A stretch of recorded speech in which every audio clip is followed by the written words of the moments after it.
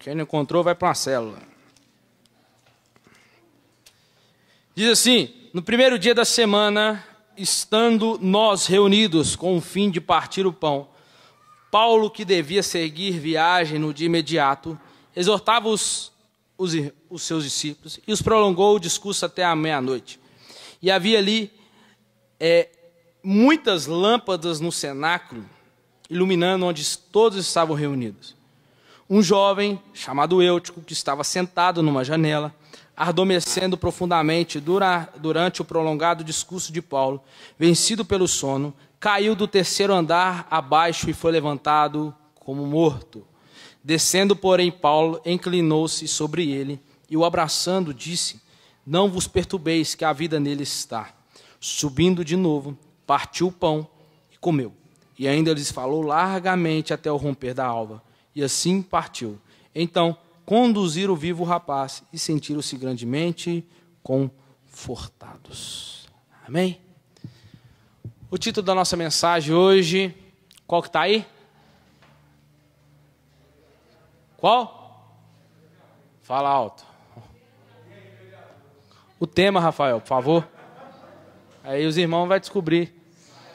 Aí, saia da janela. Posso pregar? Posso pregar? Eu não vou pedir desculpa nem perdão não, tá? Vou pregar o que está aqui. Posso? Saia da janela. Paulo, ele estava indo embora, mas antes de ir embora, Paulo se despede dos seus discípulos em Éfeso. Depois, Paulo vai fortalecer os crentes na Macedônia e na Grécia, no versículo 2 e 3. Paulo, e uma coisa que nós vamos ver é que Paulo, o intuito de Paulo ali era discipular, ensinar os seus discípulos que estavam ali, como Sopatro de Bereia, Aristarco, Gaio e Timóteo, bem como Tíquico e Trófimo, que ali estava na Ásia, ali, como era ali o momento dele que ele tinha para discipular, para ensinar, para encontrar com seus filhos. E Paulo não apenas gerava filhos espirituais, mas também cuidava destes filhos. Isso é lindo. A igreja, nos mostrando que a igreja não é apenas uma sala de obstetricia, mas também uma escola de treinamento. Paulo, quando ele está indo viajar, ele vai ouvir, saber que havia uma conspiração dos judeus para querer matá-lo. Então Paulo muda o roteiro da sua viagem por causa dessa conspiração. O projeto de Paulo era sair de Corinto para a Síria, mas ele soube dessa conspiração dos judeus para matá-lo na viagem. Então Paulo, por mais 7 dias, decide ficar. Então ele marca o discipulado com estes, que são seus discípulos. Paulo então vai despedir. Então por que não aproveitar para ensinar os seus discípulos em mais uma palavra? Então Paulo parte de Filipos, e depois de 5 dias de viagem, ele chega em Troade, onde seus amigos já o esperavam. 2 verdades rapidamente nos chamam a atenção aqui nesse texto. Em primeiro lugar, o ensino, ou podemos chamar o culto, na igreja de Troade. O culto foi realizado no domingo, o primeiro dia da semana. O domingo passou a ser chamado do dia do Senhor. Pois foi nesse dia que o Senhor Jesus ressurgiu dentre os mortos. Então, também devemos lembrar que o Espírito Santo foi derramado sobre a igreja no dia do Senhor. Ou seja, 50 dias depois da Páscoa, que nós chamamos de Pentecostes. Essa é a primeira referência ao culto de domingo no Novo Testamento. A outra coisa é que nós vamos ver a tragédia então na igreja de Troade. Naquela noite, enquanto Paulo exortava os irmãos em Troade, ele começa o culto talvez 6 horas da tarde, igual nós começamos aqui, e iniciou a palavra agora. E Paulo começa a pregar e vai até meia-noite. Paulo é Paulo, né? E como é que um dormiu ainda ouvindo o sermão de Paulo? Mas aconteceu, rompeu o discurso. Talvez estava gostoso pregar e ensinar. Então no primeiro dia da semana,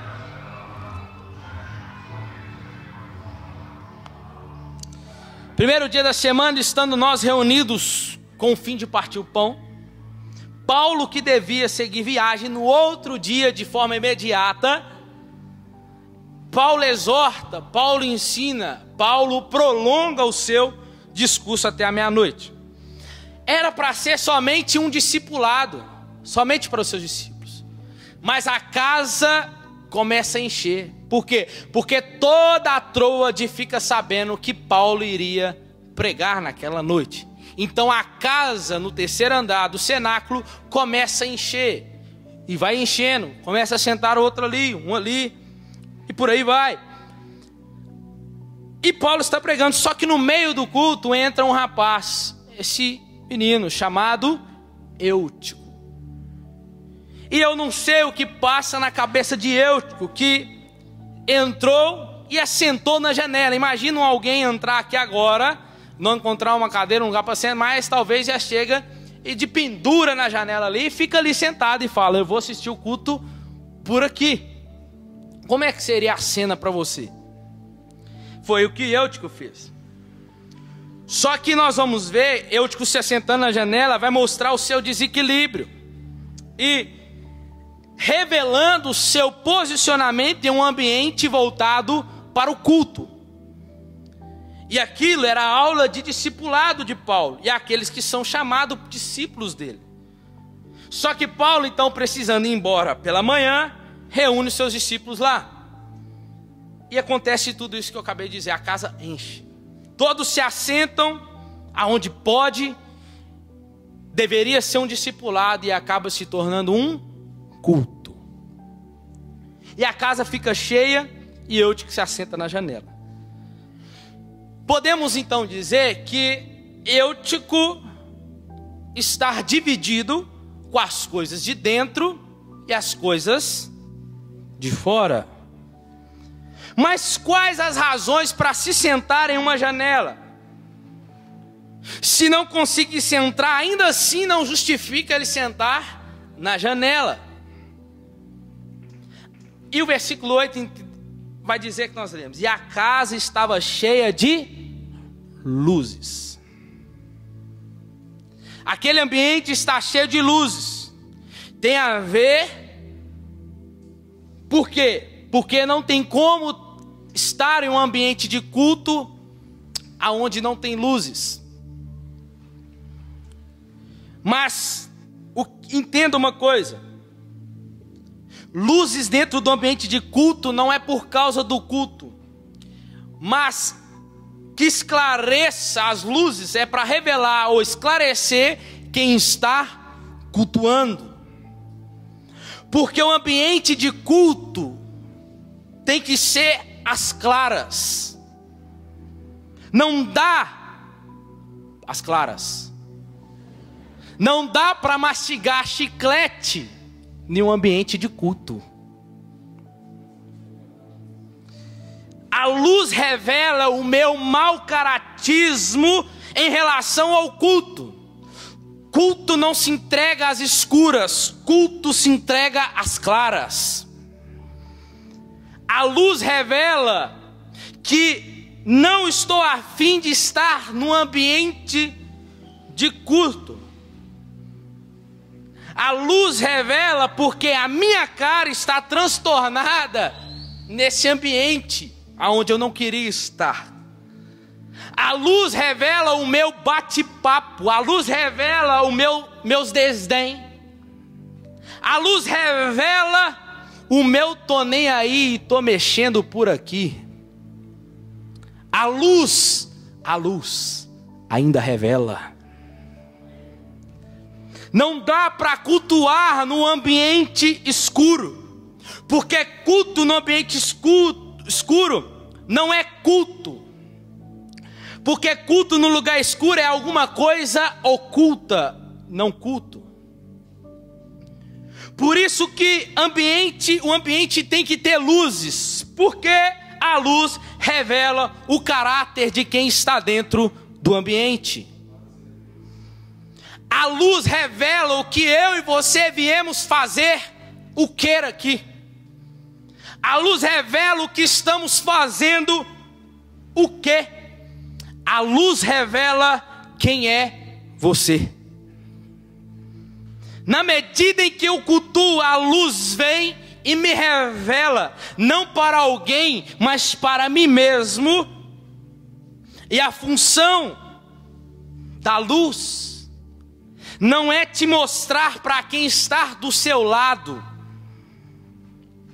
A luz, a função dela é mostrar para você mesmo quando você cultua. Você está aqui comigo? Esse é o ambiente de culto. A partir do momento que eu e você entramos ali, as máscaras ficam. Aqui não tem roupagens. De certa forma, interpretar uma coisa que não é. Passou daquela porta, o personagem fica lá fora. Aqui dentro é cara mostrada e coração é revelado. Eu não consigo me esconder em um ambiente de culto, aonde a luz revela quem está aqui dentro. Por isso o ambiente é cheio de luzes. Aquele a quem eu presto culto, ele vê a minha cara e ele vê o meu coração quando eu cultuo a ele. Ele vê o meu comportamento. O ambiente está cheio. Porque o ambiente de culto ele é maravilhoso. Porque sempre cabe mais um. Por mais apertado que esteja pedindo licença, para lá, para cá, vai caber mais um. Sim ou não? Eutico então entra no ambiente. O que leva a pessoa a vir ao culto? Saturados de ensino, instruídos, direções para o caminho, sentar em uma janela. Não tem outra razão a não ser para ter acesso ao ambiente de culto, mas também para ter acesso ao ambiente fora do culto. Qual que é a motivação de assentar na janela? Eu quero ter acesso aqui dentro, mas também quero ter acesso lá fora. Mas eu tenho uma coisa para dizer: tudo que você precisa está aqui dentro. Se tiver que louvar, eu louvo. Mas se tiver que falar outras coisas, eu falo. Sentado na janela. Se tiver que vestir uma camisa da igreja, ou com a frase, bíblica, eu visto. Mas se tiver que vestir outra roupa, eu também ponho outra roupa. Eu quero ter acesso com o que acontece dentro, mas também não quero perder o que acontece do lado de fora. Alguém grita e diz: ei, você precisa estar interagindo. Interagindo com o quê? Tudo que você e eu precisamos estar aqui dentro. Mas talvez diz: mas eu quero ter acesso lá fora, mas também não quero perder aqui dentro. O que leva alguém a sentar na janela? Tem uma pasta no celular que só tem louvor, mas tem a outra pasta que tem coisas indevidas. A mesma boca que grita, louvado seja Deus, é a mesma boca que fala tantas outras coisas que não convém dizer aqui nessa noite. Até quando? Deus diz para mim e para você nessa noite. Até quando você vai aproveitar deste ambiente e não vai perder a ligação com as coisas lá de fora? Se o ambiente estivesse escuro, ninguém te via sentado na janela. Quem veio cultuar ou quem veio para bater papo, a luz ainda revela. A luz. Você sabe de quem que eu estou falando? A luz ainda revela. A luz ainda revela quem veio para gritar, dar glórias a Deus. E quem veio para ficar de batifaria aqui dentro. A luz ainda revela. A luz ainda revela quem senta direitinho e quem não senta direitinho. Tá na janela, acalma. Eu vou para o culto. Eu até vou para o culto, mas coloca outra roupa dentro da mochila para depois do culto. Terminando o culto, vou para a casa da amiga, vou para a casa do amigo. Eu até vou, mas chegando lá se transveste e sai para outro lugar. Está sentado na janela. Assentado na janela, não quer perder os privilégios daqui de dentro, mas também não quer perder os privilégios que tem lá fora. O lugar onde você senta define muitas das vezes onde está o seu coração. Com Deus não tem meio termo, irmão. Com Deus é sim ou é não. Com Deus é quente ou é frio, morno não dá. Com Deus, crente Raimundo, um pé na igreja, outro no mundo também não funciona. Ou você vai para lá ou você fica aqui. Com Deus não tem meio termo. Ele vomita. Ou você é ou você não é. Ou você está ou você está. Aguarde o final da mensagem.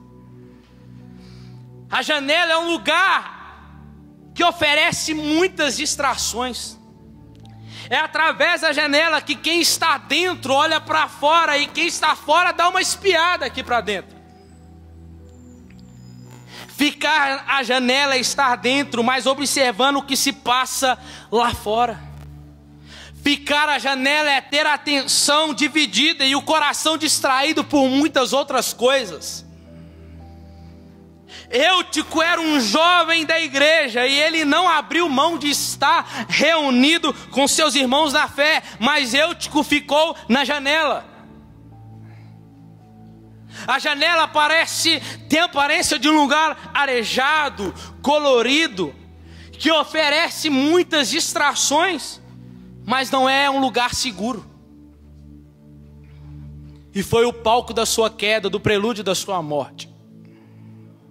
Eu estava à janela e adormecendo durante o prolongado discurso de Paulo. Vencido pelo sono, cai do terceiro andar. A janela roubava a sua atenção, distraía o seu coração e amortecia o seu apetite pelas coisas de Deus. Por isso ele foi paulatinamente perdendo o interesse pelo que estava acontecendo dentro do cenáculo, a ponto de o sono lhe enfiar as garras irresistíveis. Eutico dormiu. Deixa eu te fazer uma pergunta: é pecado dormir no culto? Sim ou não? Sim ou não? Sim ou não? Não. Não é pecado dormir no culto. Estou cansado, mas vou para o culto. Estou exausto do trabalho do dia, mas vou para o culto. Eu estou quebrado, mas eu vou para o culto. Eu estou um bagaço, mas eu vou para o culto. Porque eu acredito tanto naquele lugar, eu acredito tanto naquele ambiente, que eu vou. Entre dormir em casa e ir para o culto, eu vou para o culto. Mas Edgar, se dormir no culto, não tem problema, durma, mas durma no culto. Não tem problema dormir, irmãos. Mas o sono só revela onde o seu coração está. Ele dormiu, por que Eutico dormiu? Primeiro, porque ele perdeu o interesse pelas coisas de Deus. Deixa eu te falar uma coisa, atenção para isso aqui. É possível estar dentro da igreja e perder o interesse pelas coisas de Deus. Coração dele foi distanciado de Deus dentro da igreja. Eutico não estava dentro da boate, Eutico não estava em uma balada, Eutico estava dentro da igreja. É possível. Entramos em querer fazer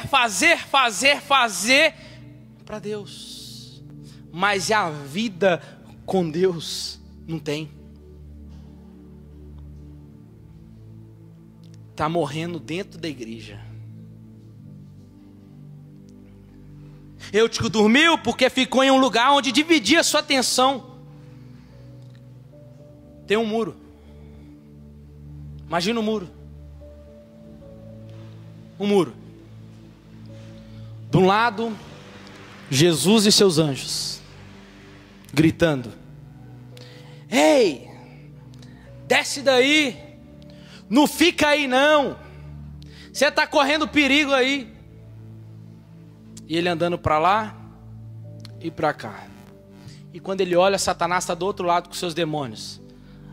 Talvez um ambiente pesado, mas ali andando para lá e para cá, mas não falando nada.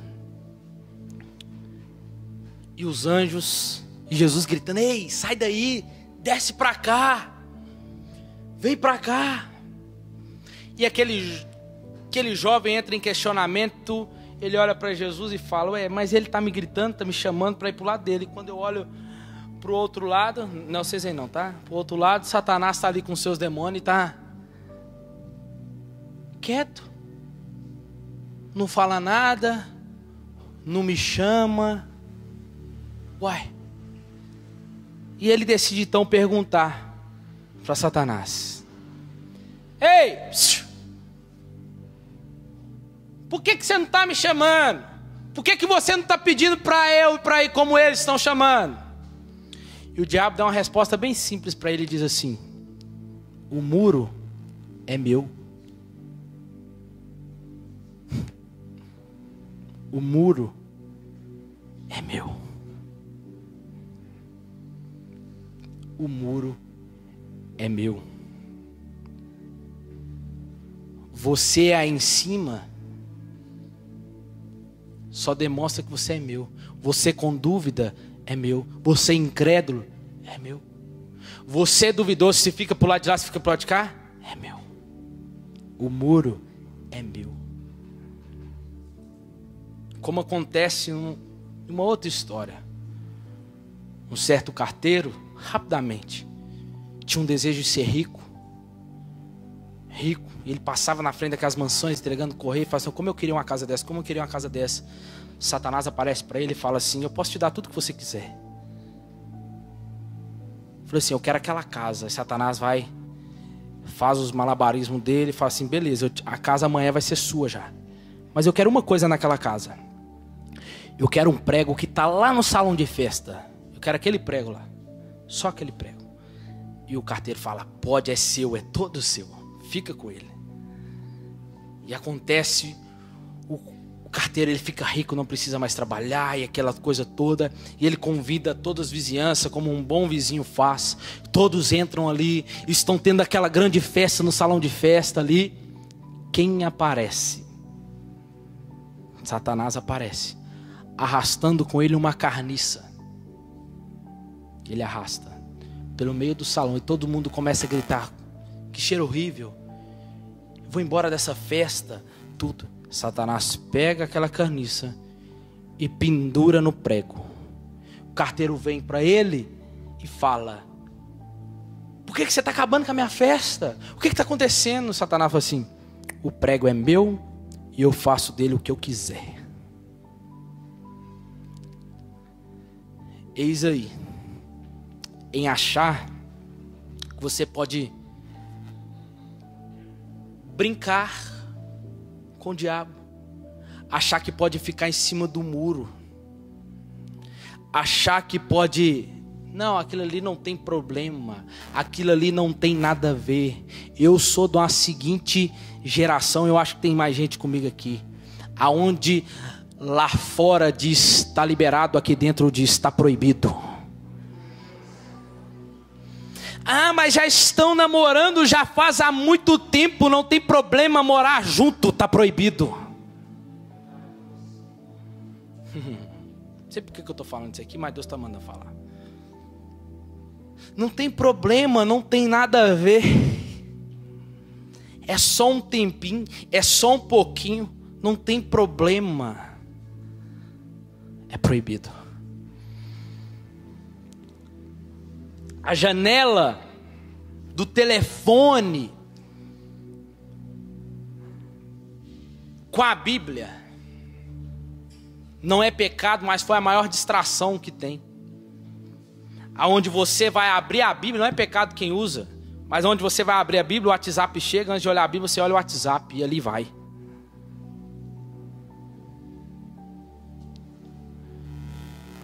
Você está dentro do templo, mas o seu coração já não está mais. Eutico dormiu, por quê? Porque perdeu o entusiasmo com as coisas de Deus. Literalmente, Eutico morreu de sono. Eutico caiu da janela porque não estava totalmente focado no que acontecia do lado de dentro. Enquanto os outros crentes se deleitavam no que Paulo dizia, Eutico foi dominado pelo sono e caiu. Deixa eu falar para você uma coisa. Ambiente de culto não livra ninguém de queda. Quando o assunto é aonde está o seu coração. Para onde ele caiu? Para dentro ou para fora? Para fora. Já reparou que quando alguém cai, não cai para dentro, é muito difícil, só cai para fora? Lembra de Davi? Subiu e contemplou pela janela lá Batseba, a sua queda.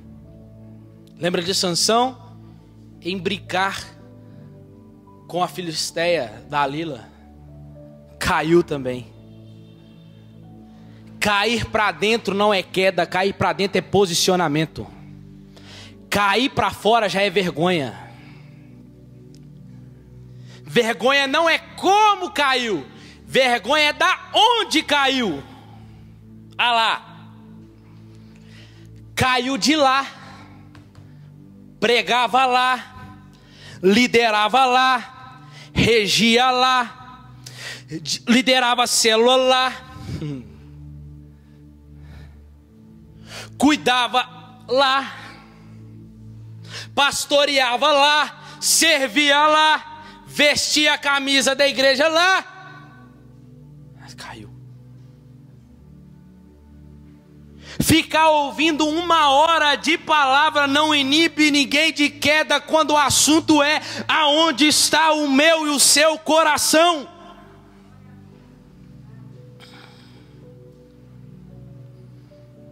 As janelas hoje são mais coloridas, atraentes e mais numerosas, espaçosas. As pessoas encontram janelas por todos os lados. O mundo virtual escancara as suas janelas sedutoras diante dos olhares divididos dos jovens. Eles precisam fazer uma escolha e não pode ficar com o coração dividido. Cuidado com a janela. Cuidado com o que você vê. Cuidado com aquilo que atrai o seu coração. Cuidado com aquilo que você faz. Cuidado. Porque Deus não será parceiro das nossas escolhas erradas. Deus não será parceiro das nossas loucuras. Quantas pessoas estão na igreja, mas estão dormindo? Já estamos fechando.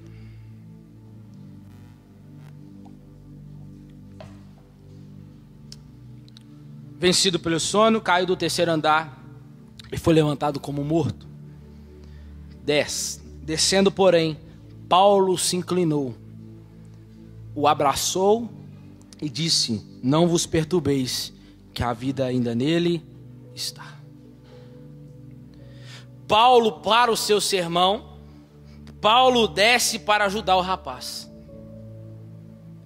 Quando Eutico cai da janela, Paulo não gastou o resto da noite acusando os pais do jovem e nem responsabilizando a congregação pela tragédia. Paulo desceu, Paulo se inclinou sobre o rapaz e o abraçou. Paulo nos ensina algo aqui, que enquanto alguém cai, é preciso descer para ajudar. Para nos mostrar que quando tem gente dizendo que vale mais quem caiu para o lado de dentro, quem caiu dentro está dentro. Mas tem gente dizendo que vale muito mais quem caiu do lado de dentro ou quem caiu do lado de fora. Mas Paulo está nos ensinando, vale mais quem caiu pelo lado de fora. E Paulo não o levantou. Paulo se inclinou. Isso é evangelho. Paulo se inclinou, Paulo o abraçou e viu que a alma ainda estava nele. É para mostrar uma coisa para nós.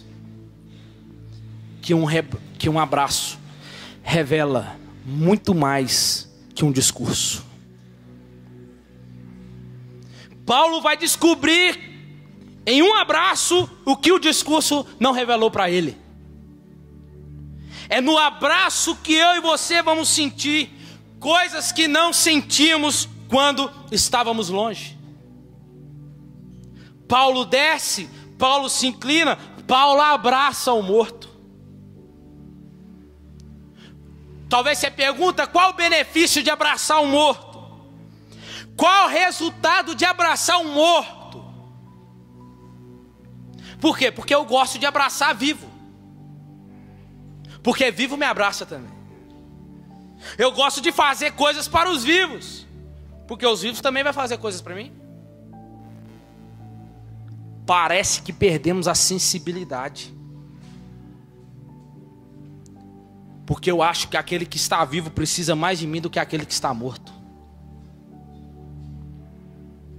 Está todo mundo eufórico, está todo mundo preocupado, e Paulo diz: ei, não perturbeis. Ele ainda está vivo.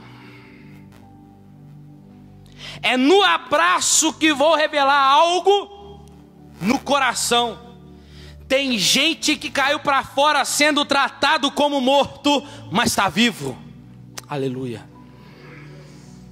É como se Paulo estivesse dizendo: ei, o diabo deu rasteira sim, o diabo derrubou sim, mas não tocou na alma dele. Ele ainda se arrepia quando ouve um louvor, aleluia. Ele ainda, ou quando ele está ouvindo a palavra, ele ainda chora, aleluia.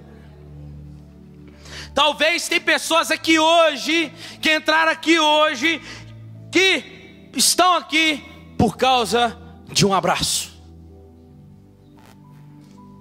E Deus está dizendo para você nessa noite: eu vou lhe dar um abraço. Paulo disse: ninguém apavora, ele está vivo. A alma nele ainda está, mas como assim o texto diz que ele está morto?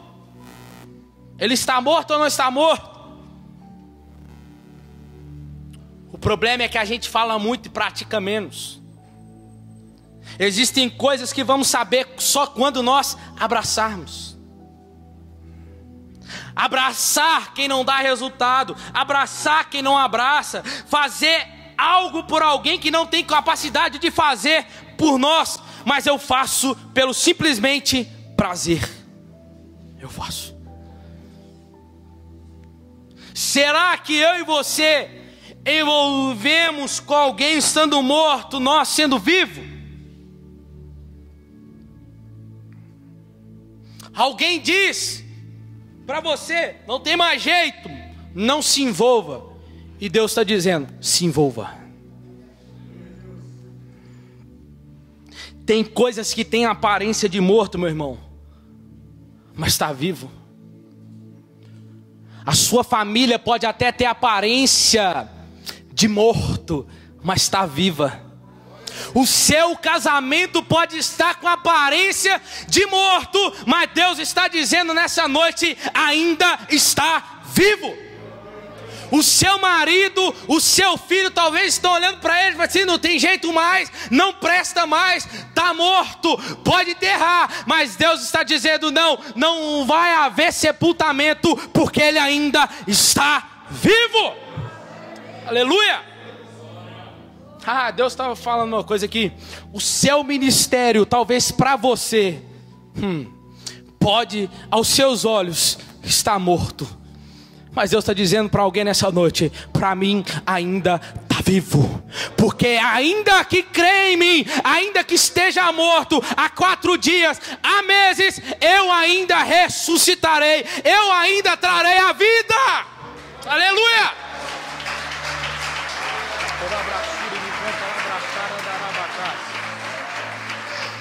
Pode ter aparência de morto, mas está vivo. Você vai para sua casa com essa palavra, irmão. Você vai dizer para o seu filho: filho, sai da janela logo. Alguns estão dizendo que você está morto, mas eu creio no meu Deus que você ainda está vivo. O seu ministério ainda está vivo. A sua família ainda está vivo. Aleluia.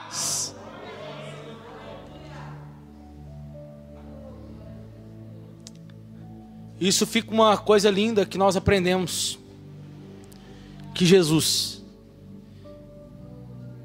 ele não, de imediato, ele não levantou, ele se inclinou, ele desceu, se inclinou e nos abraçou e nos deu vida, e vida em abundância. Éramos mortos em nossos delitos e pecados, mas ele nos deu vida. Fica de pé no seu lugar.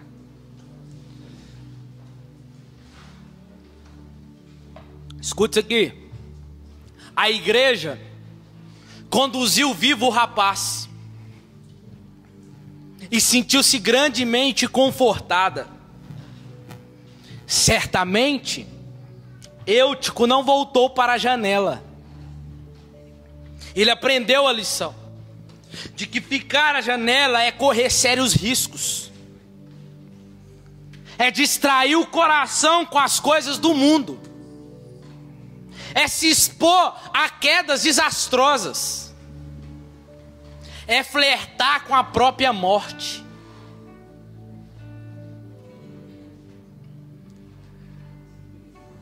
Não basta que nós, como cristãos, estejamos somente na igreja. É preciso sair da janela. Feche os seus olhos no seu lugar.